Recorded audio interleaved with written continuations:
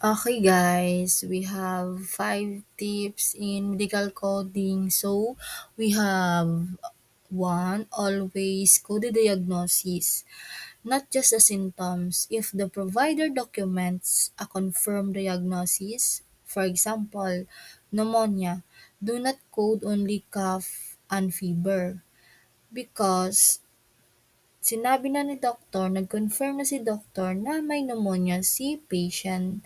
So, ano iko-code mo? Siyempre, yung confirmed diagnosis talaga. Huwag kang magko-code ng symptoms. If, if si doktor nag-mention at nag-confirm na meron siyang pneumonia. So, symptoms are coded only when no diagnosis is confirmed. So, pag walang diagnosis si doktor, yun yung time na i-code nyo guys yung symptoms ni patient.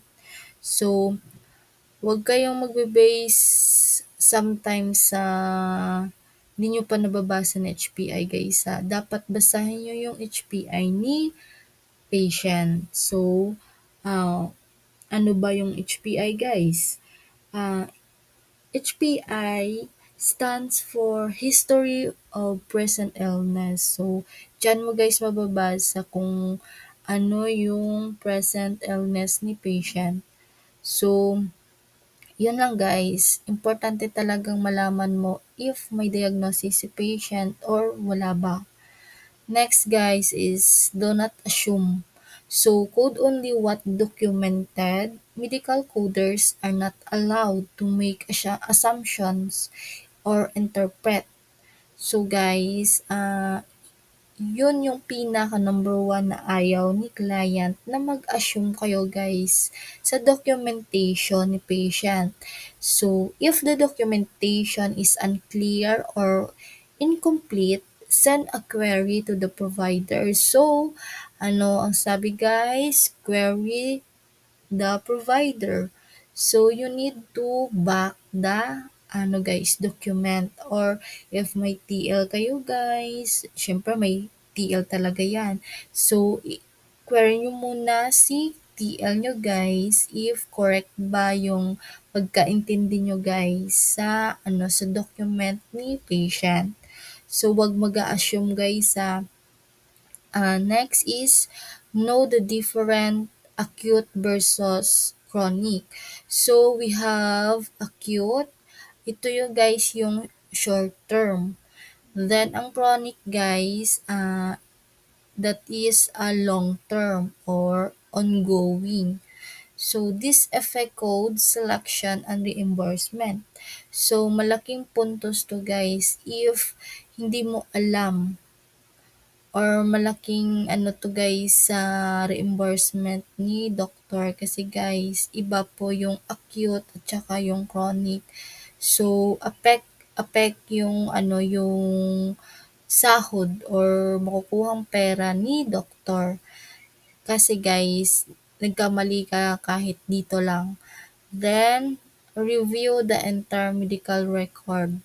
So, not just one note, check the HPI, assessment, lab results, radiology, and final impression. So, check nyo guys, i-double check nyo guys yung document talaga ni patient, yung lahat. So, providers may confirm the final diagnosis at the end, not in the beginning. So, minsan nilalagay ni doktor yung final diagnosis sa end na guys. Minsan hindi siya naglalagay sa beginning.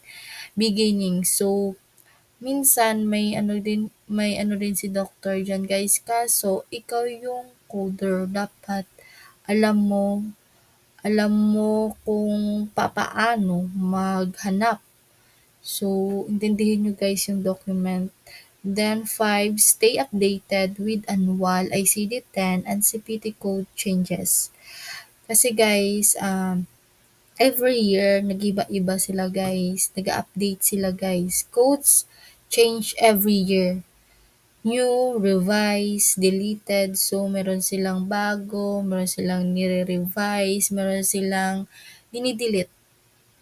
Using old or incorrect codes equals to claim denials and audit risk. So guys, dapat maging updated kayo guys. Double check guys yung audit nyo guys. So, yun lang guys ang pinaka-importante dito sa medical coding. So, PM me guys o comment kung ano pa yung gusto nyong malaman. I-share ko sa inyo guys yung mga na-experience, actual na experience namin. So, guys, marami ka pang malalaman sa mga formatting, lahat guys.